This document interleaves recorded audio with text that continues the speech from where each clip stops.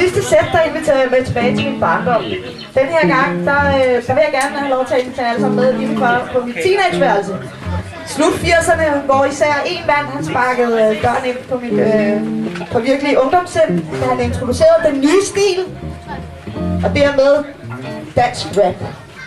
Men jeg snakker om er naturligvis MC Einar, og her kommer vi farne med nummeret der.